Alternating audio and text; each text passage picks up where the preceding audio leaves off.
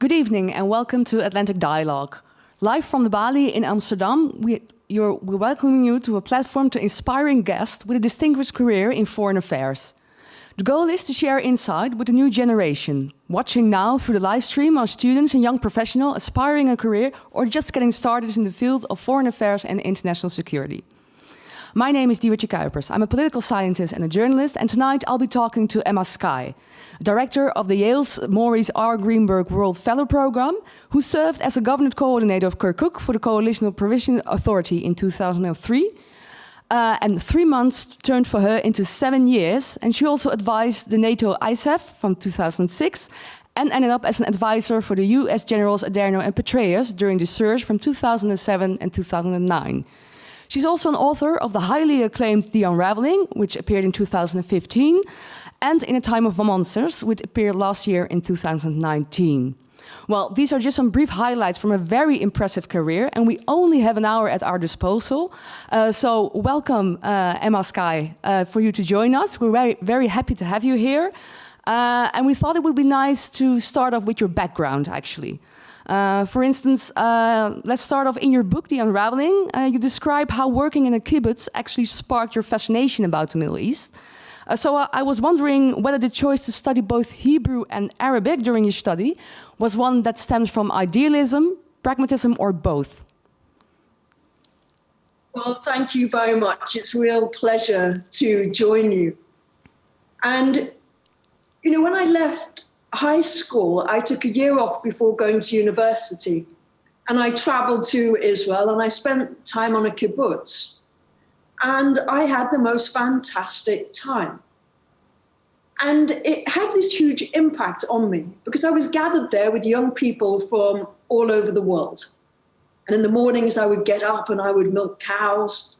In the afternoons I would sleep, and in the evenings I'd sit around the campfire with young people from all over the world discussing, the meaning of life, how to bring about world peace.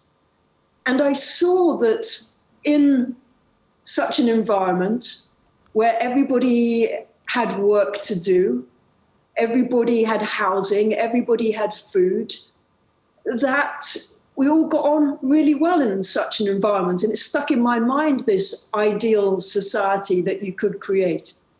And so after kibbutz, I went to Oxford, and I've been accepted to Oxford to study classics. But during my first semester at Oxford, the first Palestinian Intifada broke out.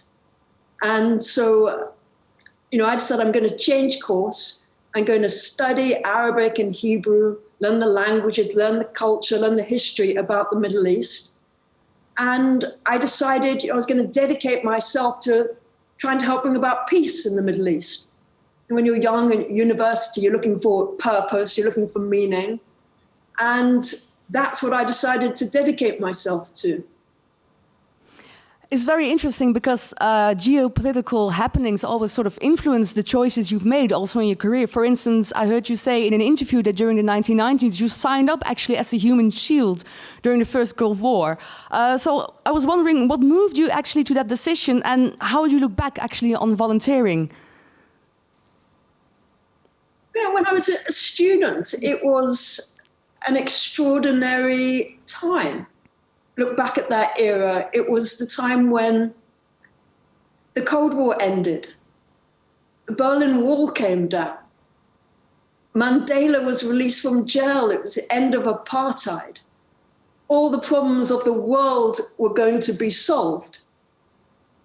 So we didn't really see force being the way they would be solved. So, as a young person, I thought protest war, don't want war. So that was the era. It was the era when Fukuyama declared the end of history. It was liberal democracy from here on out. All the problems of the world are going to be resolved. And I wanted to help solve problems. Now, after the Gulf War, that was when President H.W. Bush put together this coalition of 34 countries. After he managed to get the coalition, but part of the agreement of getting that coalition was that afterwards he would do something on Israel-Palestine. And it being the end of the Cold War, you had the Russians and the Americans came together and launched the Madrid Middle East peace process. And my first job that I got was as a researcher for the Middle East Working Group on Refugees, the multilateral working group on refugees. Back then, the vision was that within 10 years, no one in the Middle East would consider themselves a refugee. And it's very interesting, but this question has been asked by you, I wonder, a million of times, but it's a very interesting career track and path that you have, because I would describe yourself as a British civilian pacifist. But in the end, you ended up in Iraq as a key political advisor to the commanding general of the U.S. forces in Iraq. So take us to the journey from, being a young idealistic student. You worked for the British Council as well, focusing on peace protests. What led you actually to signing up in 2003 to go to Iraq? Well, I had spent a decade in Jerusalem, working in the West Bank and Gaza, managing projects to build up the capacity of the Palestinian Authority and promoting relations between Israelis and Palestinians, the period of the Oslo Accords. And I'd stayed there for a decade. I left when the second Intifada broke out, and everything that we'd been working on was destroyed. And I went back to the UK. I was working again for the British Council in the UK with a global remit to help promote access to justice for poor people around the world. And I was against the invasion of Iraq. But after the invasion, the British government sent out emails to people in the civil service asking for volunteers to come out to Iraq for 3 months to help administer the country before it was handed back to the Iraqis. And somebody forwarded the email to me. The British Council is arm's length from the British government. But they forwarded the email to me and thought I might be interested in it. And I thought, here's my opportunity to go out to Iraq, to apologize to Iraqis for the war and to help them rebuild their country. I thought I'd got some useful skills now because I had this experience in institutional development, in mediation between different groups. And so I responded to that email. Now, I didn't know what my job was going to be. Before I left the UK, I'd had one phone call from somebody in London. I was living up in the north in Manchester. So I had this one phone call that said, find your way to the RAF base, the Royal Air Force Base, Brize Norton, get on a plane, fly to Basra. And when you get there, you'll be met by somebody holding a sign with your name on it and taken to the nearest hotel.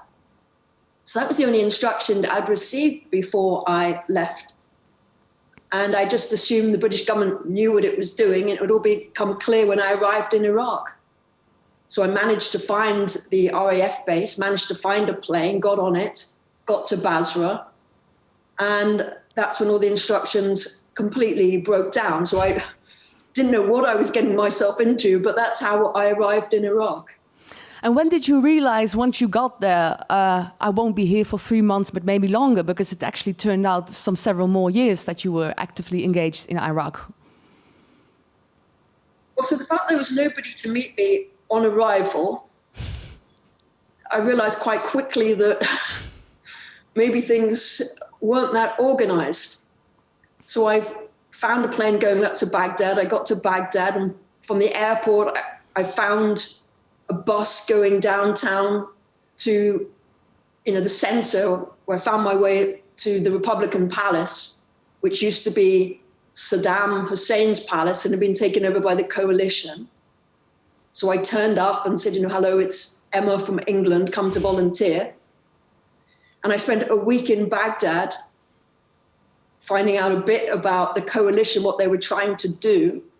And then they said they got enough people in Baghdad, try the north. So they didn't say where. So I flew up to Mosul and they had somebody there. So I kept going. When I got to Kirkuk, they said, you're now the senior civilian in Kirkuk, responsible for, governing the province and reporting to Ambassador Bremer, who was the head of the Coalition Provisional Authority. So it was very, very clear right from the beginning. You know, I'd never been a mayor of a town in Britain, let alone the governor of a province in someone else's country. So that gives you a clear indication that people didn't know what they were doing. And it became very clear. There was this Manning document that said all the staff that I was going to have. And that was fantasy. None of those people actually existed. So I had to work very closely with the US military, who thought that I was the first of the civilians come to replace them. Then it turned out really there wasn't anyone other than me coming. And they thought they were leaving, and it became clear that they couldn't leave because there was no one to replace them. So yes, it became clear that it was going to be longer for 3 months. And the British Council was saying, you know, your 3 months is up, you've got to come home. And I was saying, I can't come home because I'm kind of in this, you know, this serious role and there's no one to replace me. So I can't just come home. So you know, we had no idea how long we were going to be there. And it obviously turned out for much longer than any of us ever imagined. Well, were you surprised? Because of course, Western countries with military intervention already stemming from the Balkan Wars have already, you know, really hammered on the need for civil-military relationships, and yet there you were in 2003, completely surprised, completely taken off guard. What kind of conclusions did you draw from that when it comes to, you know, the civil component in the nation-building aspect of the intervention? I suppose I came to the realization there's a lot of doctrine, a lot of theory on these things. But at the end of the day, when you're in the field, you're just trying to do your best, and things really aren't clear at all. And this idea that you have conflict and then you have post-conflict, I was supposed to have arrived in the post-conflict phase. My first week in Kirkuk, insurgents came to the house where I was staying and they fired rockets into it. So, you know, I was very lucky to survive that. And so there isn't a clear differentiation between conflict and post-conflict. And in Iraq, there wasn't between civilian and military. Everybody was seen as a target by the insurgents. It didn't matter whether you were American or non-American, military or civilian. Any foreigner was seen as part of the US project in Iraq and was targeted. And was it difficult for you to actually make contact? And, you know, a lot of the Americans also during the Iraq, but also the Afghan war have talked a lot about, you know, winning the hearts and minds of the local population. Did you find this to be hard to actually make contact with local political elites? No, I found that something, you know, it was something I set out to do immediately, that I took on this role. Because I wanted to understand Kirkuk, I wanted to meet the local leaders in Kirkuk. So I had an office downtown in the government building, and people could come and meet with me there all day, every day. I would spend all day, every day there, or going out around the province to meet the community of Kirkuk. I mean, Kirkuk is a fascinating province. It's very multicultural, multi-ethnic. It has Kurds, some Kurds who belong to political parties, some Kurds who have nothing to do with them, much more tribal in nature. It has Arabs, some whom are Sunni, some whom are Shia. Some of them were moved up to the province by, you know, during Saddam's reign, because he wanted to Arabize the province. It's a province that has a lot of oil. And that was a reason that the Kurds have always wanted, one of the reasons the Kurds have always wanted to control it and annex it to Kurdistan. And another one of the reasons that Baghdad has always tried to keep it inside Iraq proper.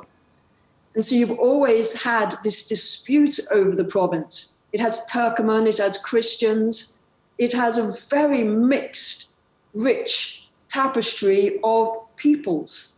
And in the aftermath of the fall of Saddam Hussein, there was a lot of effort to rectify the past.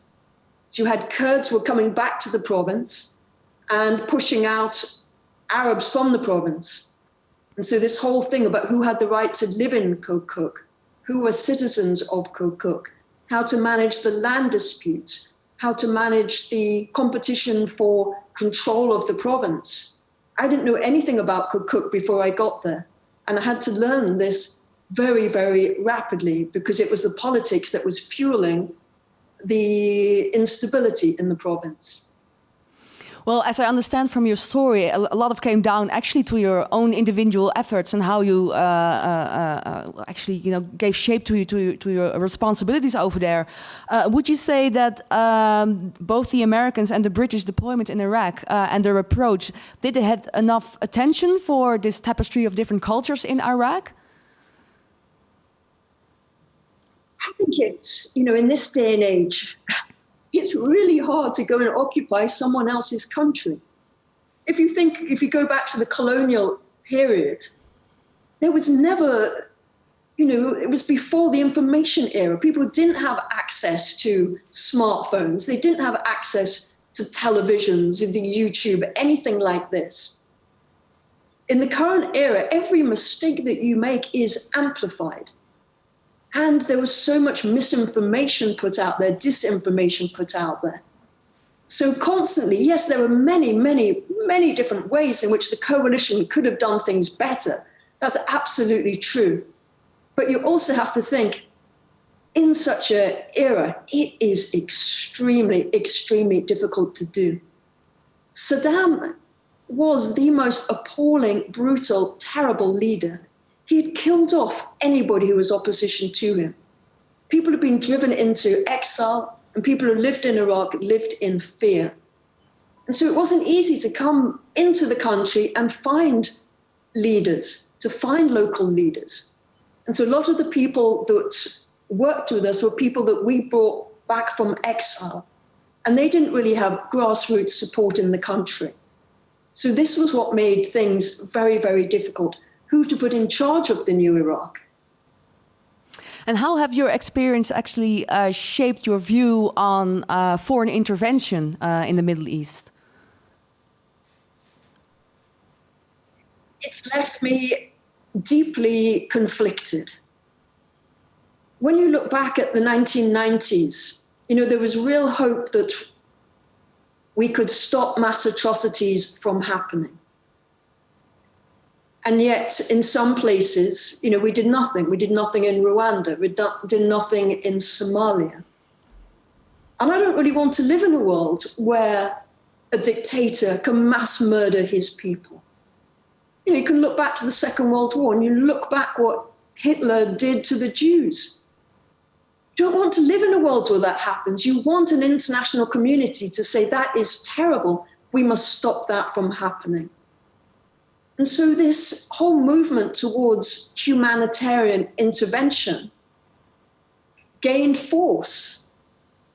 And there was hopes that there would be a responsibility to protect people from the atrocities done by their leaders. Now, we didn't intervene in Iraq to stop Saddam from mass murdering his people. That wasn't the rationale for the intervention.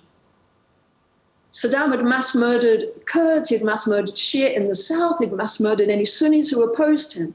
But we didn't intervene to stop his mass murder. And I think the rationale for the intervention was always disputed from the start. It was based on the assumption that Saddam had weapons of mass destruction.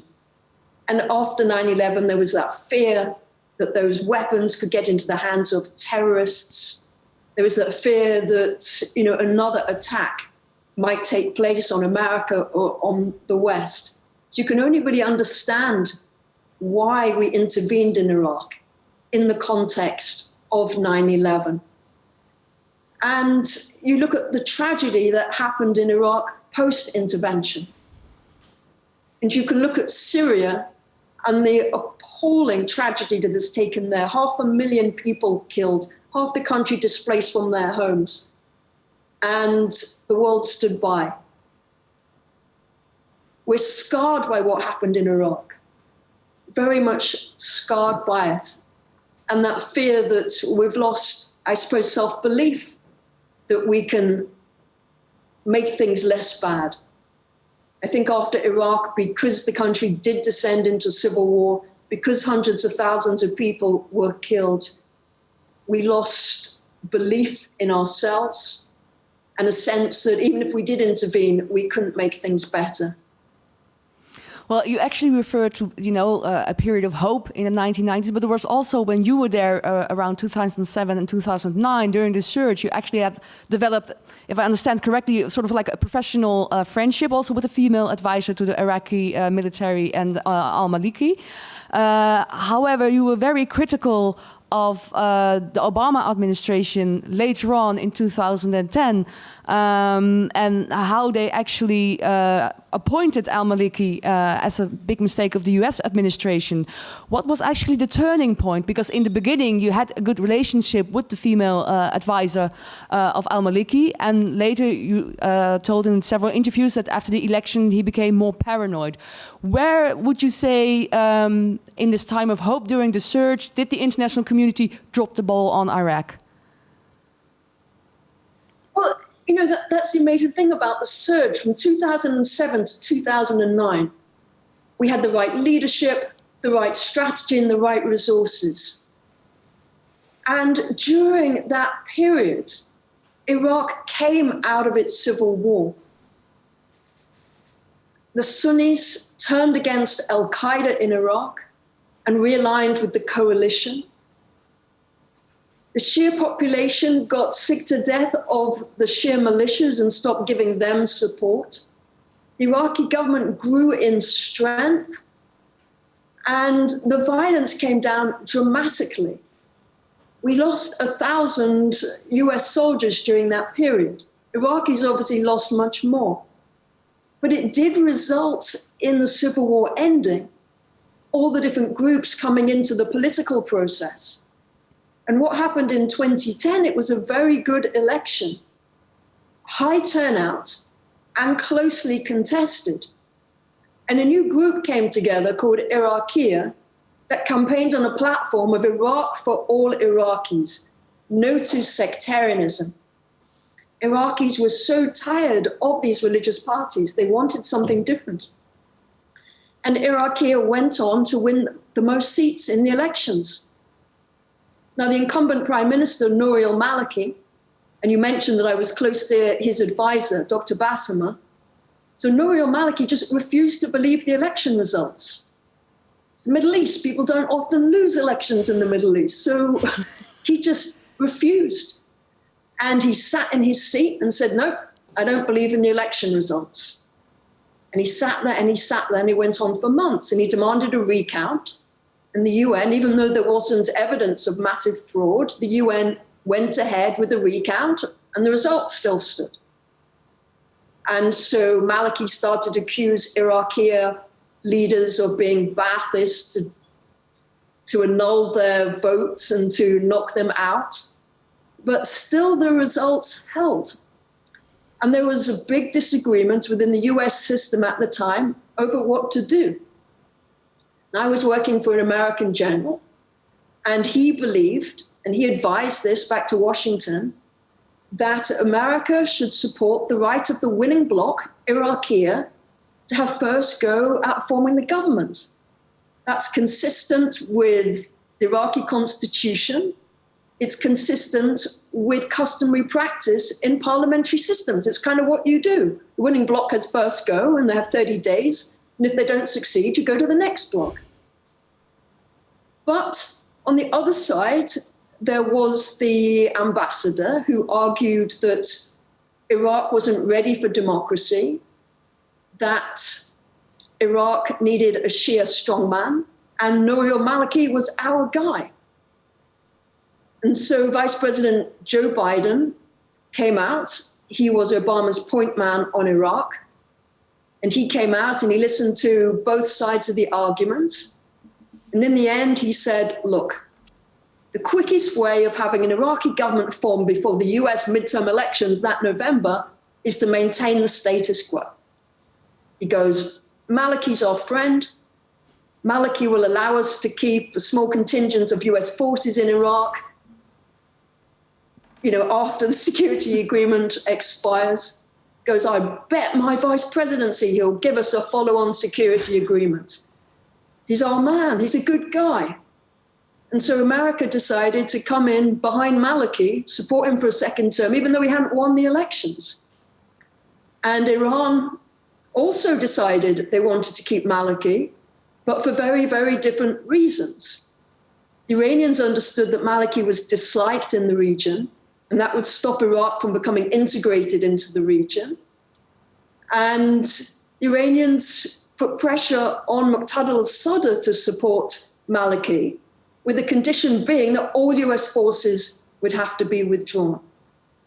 And so Maliki got his second term as prime minister, despite not winning the elections, with the support of both the Iranians and the Americans, despite Iraqi people having voted for change. And Maliki in his second term was very fearful, very paranoid, and he went after the politicians of Iraq, accusing them of terrorism, so forcing them to flee the country. He reneged on his promises to the Sunni tribal leaders who had fought against al-Qaeda in Iraq. And some of those leaders were imprisoned, some forced to flee, and some were assassinated. And this created the conditions for ISIS, Daesh, to rise up out of the ashes of al-Qaeda in Iraq and declare themselves as the protectors of the Sunnis against the Iranian-backed sectarian regime of Nouri al-Maliki. And that's how we saw in 2014 ISIS taking over, a third of Iraq, despite being far outnumbered by the Iraqi military. Well, very interesting. I think we definitely will come back to Joe Biden with his being the president-elect and, of course, his role in Iraq. We'll come to that. But first, I would like to open up the floor for some questions. I understood some of you had questions to Emma Sky. Someone's taking a microphone. Of course, with the 1.5 meters.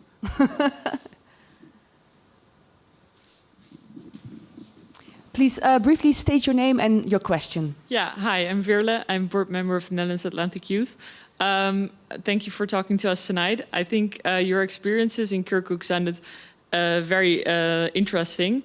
I was just wondering, did you get a sense of how the local population felt about you being there and also the American and British presence in the region at large? Thank you for that question. Now, as I mentioned, I had come, to Iraq to apologize to everyone for the war. So when I first met people, I opened up by apologizing. And the reaction I got was very different from what I expected.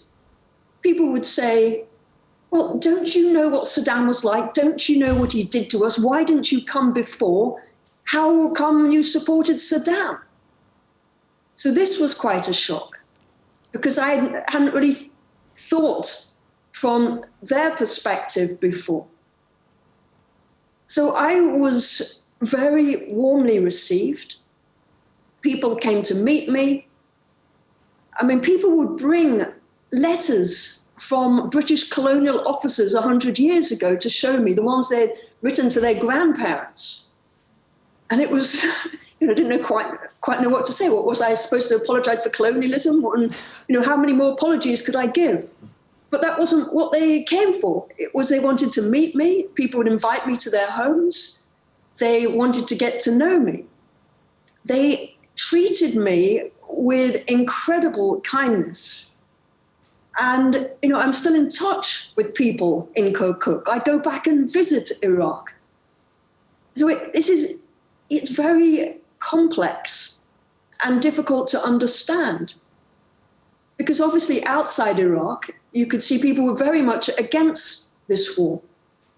And yet inside Iraq, you had large segments of the population who were desperate to get rid of Saddam and greeted us as the liberators from that. And they had great hopes that a much better future was coming for them. So it's a really difficult question to answer because I was surprised by how well people received me. I have some of my best friends in all the world are Iraqis. There's not a day that goes by where I'm not in contact with Iraqis. The Unraveling was translated into Arabic by an Iraqi journalist. He contacted me a few days before the book came out and told me that he'd been living with me for the last 3 months. I never even heard of him before, because I've been living with you for the last 3 months, and the book is coming out in Arabic on Friday. And so the day before I said, our baby is due tomorrow. And he said, it's not our baby, it's my baby. Your baby was the English version. My baby is the Arabic version. And he went, this book in Arabic, it went all over the country. It went to all the book festivals in all the different towns in Iraq. And Iraqis over Facebook and whatever else reached out to me to discuss the book during lockdown. Iraqis had their book clubs during lockdown. And they would say, will you zoom in and talk to us because we want to ask you questions. And it was amazing what they were interested in. Partly, they thanked me for telling the history of that period, because there wasn't much that had been written in Arabic about the history of that period. Most books that had come out are sort of American soldiers and what they've done. You don't really have books that tell the Iraqi side. And I had tried to, tell everybody's story as they see themselves. And there's a big gap in Iraq between their leaders and the people. So when I was describing the meetings with their leaders, the political calculations, that fascinated them. I also tried to show the best of Iraq, the culture, the generosity of the peoples. And so that Iraqis who too often see the negative side of their society could really see the beautiful aspects of it. And people would reach out and thank me for that as well. So it's a complicated relationship between us and them, but I'm very, very close to Iraqis, and it's a very deep bond. Well, thank you. Is there another question from the audience over there? Hi, good evening, Ms. Kai. I'm Niels. I'm 26. I'm a student of history. I was on deployment 3 years ago. I went to Iraq to train the Kurdish Peshmerga.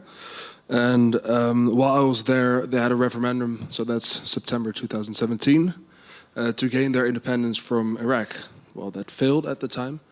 Do you see any path towards independence for the Kurdish or the Iraqi Kurdish people? I didn't quite hear the question. You said about the Kurdish referendum. Is there a path to independence? Was that the question? Yes, that was the question. Thank you for that. And thank you all for coming, by the way. I know it's probably late and cold where you are, and it's... Thank you for coming. The Kurds have wanted independence, and, for a century or so. In the aftermath of World War I, they were hopeful that they too would get an independent state. And their dreams were thwarted then, and they've been thwarted ever since. And so they're split between different countries. They're split between Iraq, Iran, Turkey, Syria. And they've always had a difficulty in who represents them and in defining where the borders should be. In the fight against ISIS, the Kurds were instrumental as ground forces, as Peshmerga, in liberating Mosul and driving ISIS out. And during that fight, they took over the disputed territories, including Kirkuk, and they were getting weapons directly from the international community. And they thought, here is our moment. People are going to be grateful for, because we got rid of ISIS. We now control the land. Now is our time. And Americans said, don't do it. The government of Iraq said, don't do it. We don't recognize it. The UN said, don't do it. We don't recognize it. And they pushed forward and they did it. And of course, vast majority of Kurds in Iraqi Kurdistan demanded independence. It's a very tricky issue because who should decide whether a country becomes independent or not? The most recent country that gained independence is Southern Sudan. And if you look at Southern Sudan, it had agreement from the government of Sudan for there to be a referendum. The South Sudanese also had key friends in the West, including George Clooney. So he had Hollywood support for the independence of South Sudan. And all that set the conditions for there to be an internationally recognized referendum, an agreement that the results would be accepted. The Kurds are in a difficult and a different situation, because if Iraqi Kurds get independence, then Turkey fears that Turkish Kurds would demand that. And Iran fears Iranian Kurds would demand that.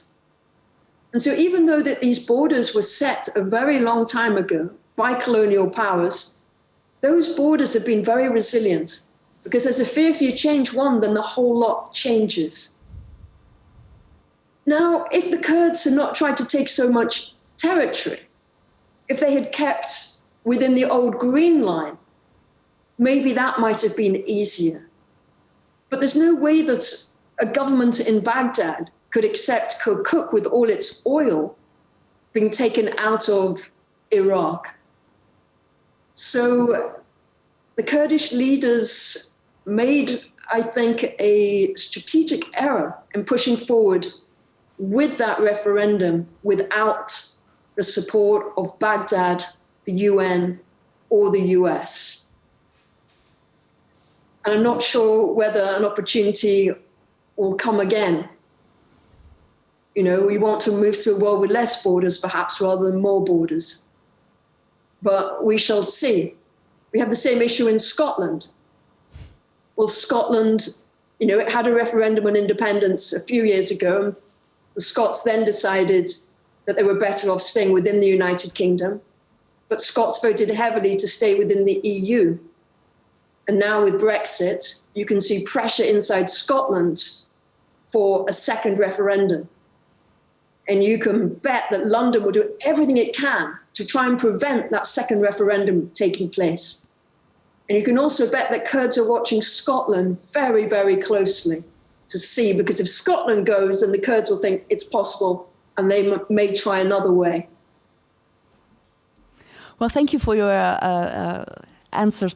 The very interesting is that it's sort of a thread through your books and your work, that there's always this management between expectations, reality, but also how to read certain policy outcomes, reading the signs. But still, I was wondering, with Biden as president-elect and Anthony Blinken, of course, as his new Secretary of State, we could actually expect to see sort of return to the old policy when it comes to foreign affairs, which could also mean a renewal of these type of policies. And these were exactly the policies you were very critical of. So I was wondering, do you fear the same mistakes, but then in a different conflict?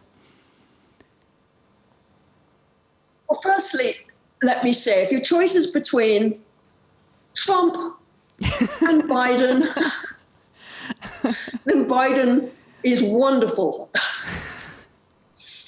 So, you know, Biden has been around for a very long time, and he's old. He's really, really old. But he's bringing back with him a lot of the people who I worked with before and know well. You know, the new Secretary of Defense, the Secretary of State. We've all worked together for a very long time. And there'll be some who want to go back to 2016, who want to go back to the Obama foreign policy and just try and pretend that the last 4 years never happened. Well, the last 4 years did happen. And you have to also look back and think of Obama foreign policy. Well, in the Middle East, it wasn't that great, really. Some big mistakes were made there.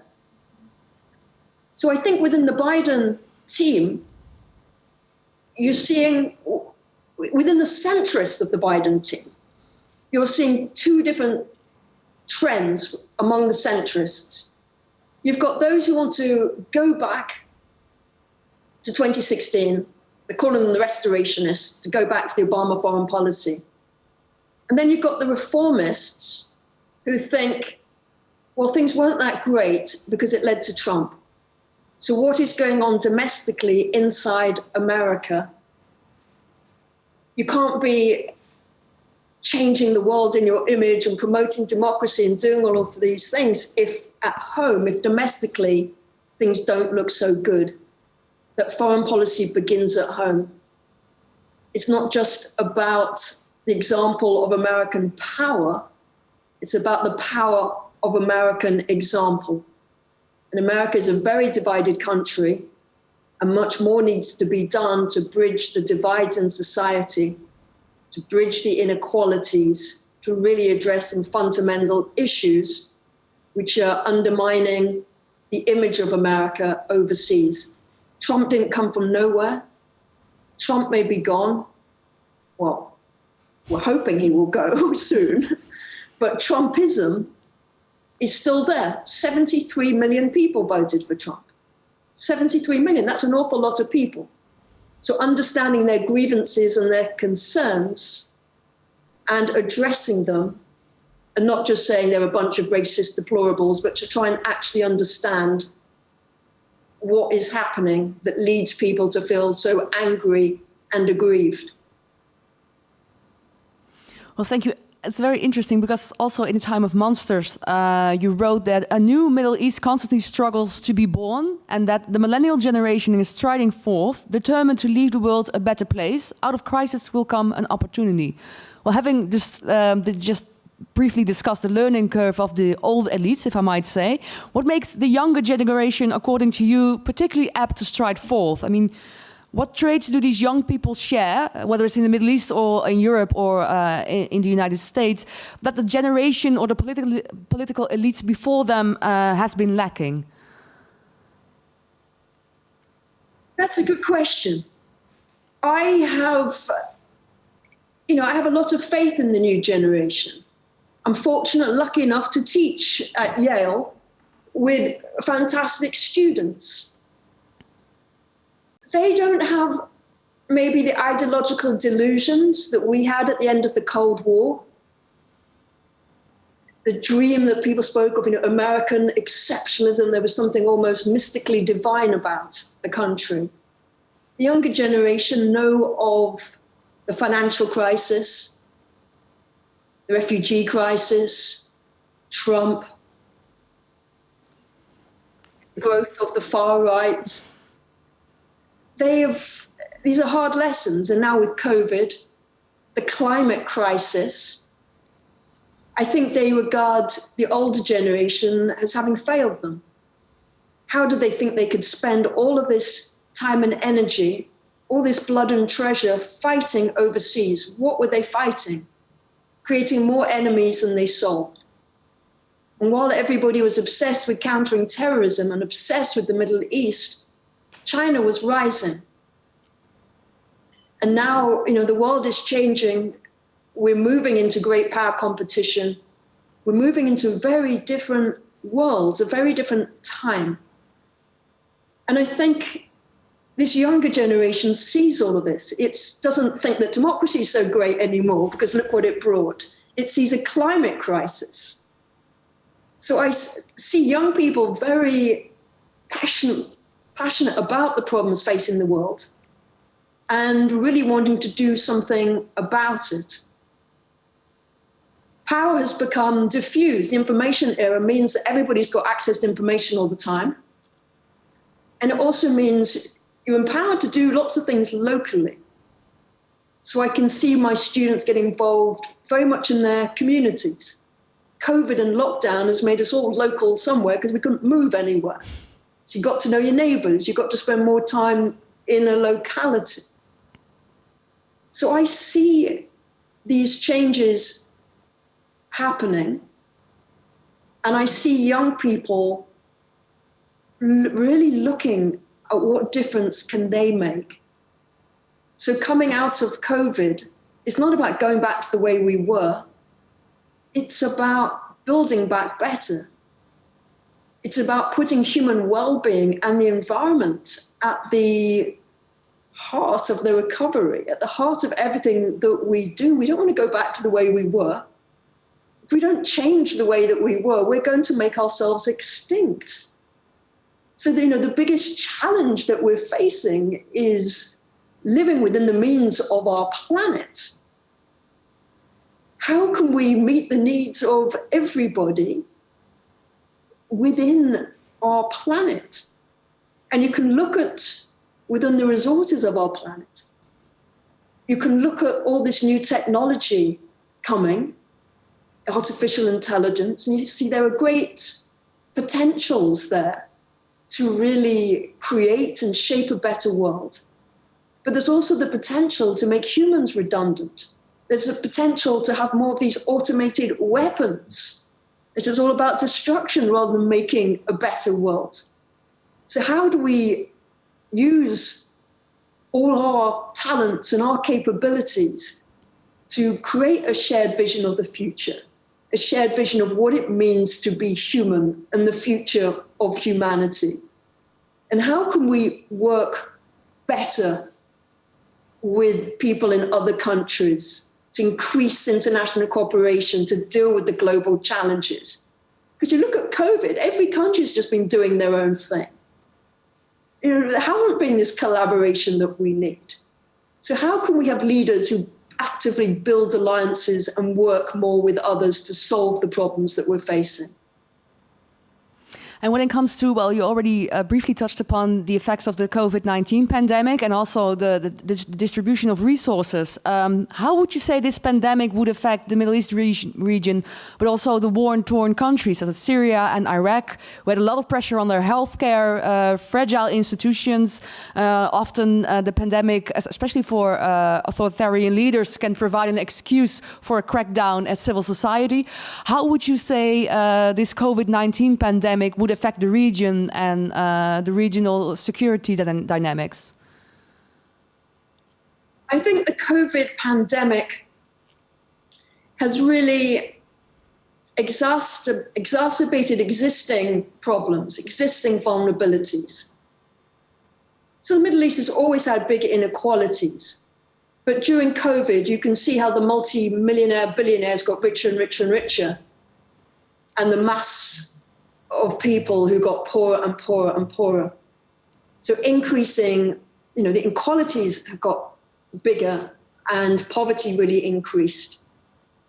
It was also the double shock of the decrease in the oil price. You had the decrease in oil price plus COVID, and the damage this has done to economies has been huge.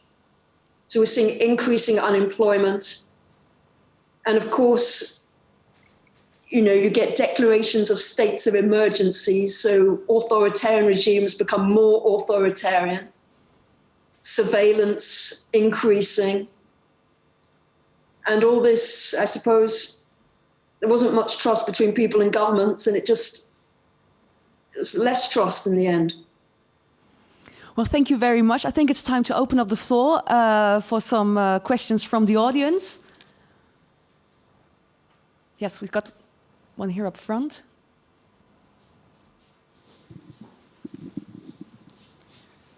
Well, thank you very much. My name is Sibre Ensrink. And I have a question because you have talked about what Biden's team, how it's composed of the centrists with restorationists and people wanting to move onward. Well, now with all these changing geopolitical landscapes, we see Trump actually having started to withdraw forces from the Middle East. Do you think Biden will be able to keep its forces over there and maintain domestic support for continued US presence in the Middle East? Thank you for the question. I think the number of US troops in Iraq is down to, I think it's about 2,500 at the moment. And you have to remember that Biden was very keen to remove forces from Afghanistan and forces from Iraq. that this move to withdraw from the world, America's withdrawal from the world, didn't happen under Trump. Obama, that's where it started, and he was trying to correct the over-intervention of George W. Bush. So that trend away from withdraw from the world happened before. I think with Biden, the big differences that you're going to notice immediately are civility. He's going to be very, very polite. You're going to see civility, and you're going to see a real emphasis on allies, valuing alliances, valuing partnerships, wanting to, really show that international liberalism is a good force in the world. So I think when it comes to engaging in the Middle East, he's going to want to do that through diplomacy and not through military interventions. But we still have a few weeks before he takes office. And during those few weeks, you're also seeing President Trump trying to do everything possible to make it really, really, really difficult for Biden to be able to get back into the Iran nuclear agreement, which is what he wants to do. So the assassination of the Iranian nuclear scientist. We don't know who did it, but we can guess who did it, and we can guess that it had American approval, shall we say, of that. And so all of these actions are done to provoke Iran. And Iran has its own politics. And so already there is pressure on Iran to respond, but Iran knows if it responds, it's falling into the trap that will lead to Trump bombing them. So you're stuck in this situation where you don't quite know what the situation will be when Biden takes over. So even though he has a plan, or has the intent, shall we say, rather than a plan, has the intent to not intervene militarily and to try and have good diplomatic relations with everybody, events always take over. And you're not quite sure what event it might be that will force America back into some action that they didn't foresee. So things do get a life of their own. But you shouldn't think that Obama had a great Middle East policy, Trump had a terrible Middle East policy, Biden will have a good Middle East policy. Every American administration really has trouble in the Middle East. It's always caused problems, and it will continue to cause problems. So you can look on Obama's watch, you had Libya, you had Syria, you had the refugee crisis. His signature achievement was the Iran nuclear deal. Trump comes in, pulls out of that agreement. His maximum pressure on Iran led to Iran's maximum resistance. We saw Iran, attacking Gulf shipping, attacking Saudi oil. All of these things were happening, plus their support for militias, their use of ballistic missiles. So all of that was going on. So the maximum pressure didn't work in terms of getting Iran back to the table. It made Iran behave even in a more problematic way. But the unreliability of the US as a partner caused the Gulf countries real concerns. And so they started to think, well, their security, they can't rely on America for their security. When Iran attacked a Saudi oil facility, America didn't respond. And so now you actually see Gulf countries approaching Israel. And this is not something I ever imagined in my lifetime. The Abraham Accords, this was under Trump, that getting these countries to work together, the Gulf countries now look to Israel for help in intelligence, help with security systems. And it's not just a security relationship, they're looking to normalize relations and to have a warm peace, not a cold peace. And you think that, who would ever foreseen that this chain of events would have led to that? Even Sudan signing up to the agreement. Khartoum famous for the 3 no's, never have anything to do with, don't recognize Israel, don't negotiate with Israel. And now Sudan is coming in. So things in the Middle East continue to surprise. Well, thank you. I was just looking at my watch, not because I'm bored, on the contrary, but we're really short in time because you really told us you have to go at 8 o'clock. So I do think we have time for one more questions from the audience. So make it a good one. No pressure. No.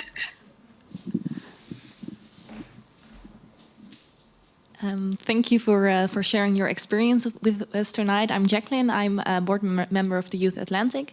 And since you are a teacher now at Yale University, I was wondering what advice do you give your students who are pursuing a career the same as you did?